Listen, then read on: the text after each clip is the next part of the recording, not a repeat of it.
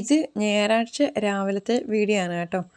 രാവിലെ ഞാൻ ഇഡലിക്കായിരുന്നു അരച്ച് വെച്ചിരുന്നത്. അപ്പം അതിന് ഉപ്പൊക്കെ ഇട്ടൊന്ന് ഇളക്കി വെച്ചേ. അപ്പോൾ തലേന്ന് രാത്രിയിൽ മീൻകറി വെച്ചിട്ടുണ്ടായിരുന്നു. രാവിലെ പള്ളിയിൽ പോകണം. ഞായറാഴ്ച 2 കുർബാന ഉണ്ടായിരുന്നുള്ളൂ കേട്ടോ. ഒന്ന് രാവിലെയും ഒരെണ്ണം വൈകിട്ടത്തത് പട്ടം കുർബാനയാണ് കേട്ടോ. അതുകൊണ്ട് പള്ളികളിൽ കുർബാനയില്ല. ഇടവക പള്ളി മാത്രമേ അന്ന് കുർബാനയുള്ളൂ. അപ്പം കല്യാണമൊക്കെ കഴിഞ്ഞ് വരുമ്പോഴേക്കും താമസിച്ചാലോ എന്ന് വിചാരിച്ചിട്ട് ഞങ്ങൾ പട്ടം കുർബാനയ്ക്ക് പോയില്ല. പകരം രാവിലത്തെ കുർബാനയ്ക്കാണ് പോയത് കേട്ടോ. അപ്പോൾ എൻഗേജ്മെൻറ്റിന് സമയം വെച്ചേക്കണത് 11 മണിയാണ്. അപ്പോൾ അതിനു മുമ്പ് അഭിമോൾക്ക് വേദപാഠമുണ്ട്. ഇപ്പോൾ വേദപാഠമൊക്കെ കഴിഞ്ഞ് അഭിമോൾ 10:30 കൊണ്ടുവന്നു. അപ്പോഴേക്കും ഞാൻ റെഡിയാക്കാൻ തുടങ്ങിയായിരുന്നു. എനിക്ക് ഈ ഒരു കളർ കോമ്പിനേഷൻ നന്നായിട്ട് ഇഷ്ടപ്പെട്ടെ.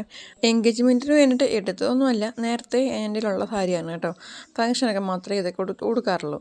അപ്പോൾ ഇതിൻ്റെ ബ്ലൗസ് എന്ന് പറയുന്നതും ആ ഒരു സാരിയുടെ കളർ തന്നെയായിരുന്നു. പക്ഷേ എനിക്ക് സെയിം കോമ്പിനേഷൻ ഇഷ്ടമില്ലാത്ത കാരണം ഞാൻ ആ ത്രെഡ് വർക്കിൻ്റെ പച്ച കളർ നോക്കി തുണി വേറെ എടുത്തിട്ട് ബ്ലൗസിൻ്റെ കൈക്ക് സാരിയുടെ തന്നെ ബ്ലൗസ് പീസിൽ നിന്ന് തന്നെ എടുത്ത് അങ്ങനെ സ്റ്റിച്ച് ചെയ്തതാണ് കേട്ടോ. അങ്ങനെ ഞങ്ങൾ പള്ളിയിലൊക്കെ എത്തി. ഞങ്ങളുടെ പള്ളിയുടെ ഇടവക പള്ളിയുടെ തൊട്ട് ഫ്രണ്ട് തന്നെയാണ് ഓഡിറ്റോറിയം. വൈകിട്ട് പട്ടം കുർബാന ഉള്ള കാരണം അതിൻ്റെതായ ഒരുക്കങ്ങളൊക്കെ പള്ളിയിൽ നടക്കുന്നുണ്ട്. ഞങ്ങളത് ഓഡിറ്റോറിയത്തിൽ വന്നു. അപ്പോഴേക്കും കസിൻസിനെ കണ്ടപ്പോഴേക്കും അപ്പൂസും അഭിമോളും കൂടെ അവർ തങ്ങൾ ഹാപ്പി ആയിട്ട് അവരവിടെ നിന്ന് കളിക്കുകയൊക്കെ ചെയ്യാൻ കേട്ടോ. അങ്ങനെ പെണ്ണും ചെറുക്കനും ഒക്കെ വന്നു. അവർ സ്റ്റേജിൽ കയറി അവരുടെ മോതിരം കൈമാറി കേക്കൊക്കെ കട്ട് ചെയ്തു. അത് കഴിഞ്ഞിട്ട് ഫുഡൊക്കെ കഴിച്ച് കഴിഞ്ഞിട്ട് പെണ്ണിൻ്റെ വീട്ടിൽ വന്നു കേട്ടോ. പെണ്ണിൻ്റെ വീട്ടിൽ വന്നതിന് ശേഷം അവർക്ക് 2 പേർക്കും മധുരമൊക്കെ കൊടുത്തതിന് ശേഷം ഞങ്ങൾ ഒരു 3:30 ആയപ്പോഴാണ് വീട്ടിലെത്തിയത് കേട്ടോ. അപ്പോൾ ആ ഒരു ക്ഷീണം കാരണം പിറ്റേ ദിവസം രാവിലെ എണീക്കാൻ താമസിച്ചു. അത് കാരണം ചോറ് കുക്കറിലാണ് ഉണ്ടാക്കിയത് കേട്ടോ. എന്നിട്ട് ദോശ ഉണ്ടാക്കി, ഇഡ്ഡലി ഉണ്ടാക്കി കേട്ടോ. അപ്പോൾ ചമ്മന്തി ഉണ്ടായിരുന്നു. അങ്ങനെ മീൻകറിയൊക്കെ ഉള്ളത് കാരണം ചോറിനൊക്കെ കറി കൊടുത്തിടാൻ എളുപ്പമായി. അങ്ങനെ പിള്ളേർ സ്കൂളിലും പോയി, ചേട്ടൻ ഡ്യൂട്ടിക്കും പോയി കഴിഞ്ഞിട്ട് ഞാൻ ഹോസ്പിറ്റലിൽ വരെ പോകണമായിരുന്നു. ഹോസ്പിറ്റലിലൊക്കെ പോയിട്ട് വന്നപ്പോഴേക്കും അവിടെ പള്ളിയുടെ പെരുന്നാളിൻ്റെ നോട്ടീസൊക്കെ വന്നിരിപ്പുണ്ടായിരുന്നു. അത് കഴിഞ്ഞിട്ട് അപ്പൂസും വന്നു.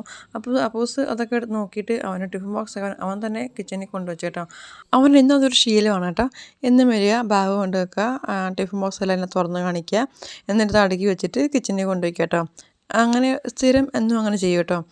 അത് കഴിഞ്ഞിട്ട് ഞാനൊരു കേക്കൊക്കെ ഉണ്ടാക്കിയതാണേ. നല്ല സോഫ്റ്റായിട്ട് സ്പോഞ്ച് പോലെ ഉണ്ടാക്കിയെടുക്കാൻ പറ്റി കേട്ടോ. ആദ്യമൊക്കെ എനിക്കിത് ഉണ്ടാക്കി പഠിക്കുന്നതിന് മുമ്പ് എനിക്ക് എന്തൊക്കെയോ ഒത്തിരി സംഭവങ്ങൾ എന്തൊക്കെയോ ഉണ്ടെന്നൊരു ചിന്തയായിരുന്നു. പക്ഷേ അത് ഇൻട്രസ്റ്റ് കൊണ്ട് ഞാൻ ഉണ്ടാക്കാൻ തുടങ്ങിയപ്പോൾ എനിക്കത് ഭയങ്കര ഈസിയായി. അങ്ങനെ നല്ല സോഫ്റ്റായിട്ട് നല്ല സ്പോഞ്ച് പോലെയുള്ള കേക്ക് ഉണ്ടാക്കിയെടുക്കാൻ പറ്റി എനിക്ക് കേട്ടോ. ഇപ്പോൾ ഞാൻ പലതവണയായിട്ട് ഇങ്ങനെ കേക്ക് ഉണ്ടാക്കണേ. വളരെ സിമ്പിളാണ് കേട്ടോ. അങ്ങനെ വീഡിയോ ഞാൻ ഇവിടെ നിർത്തുവാണ് കേട്ടോ. വീഡിയോ ഇഷ്ടമായിട്ടുണ്ടെങ്കിൽ ലൈക്ക് ചെയ്ത് സപ്പോർട്ട് ചെയ്യണം കേട്ടോ. നിങ്ങളുടെ അഭിപ്രായങ്ങൾ കമൻറ്റ് വഴി അറിയിക്കണം കേട്ടോ. അടുത്ത വീഡിയോ ആയിട്ട് നമുക്ക് വീണ്ടും കാണാമേ.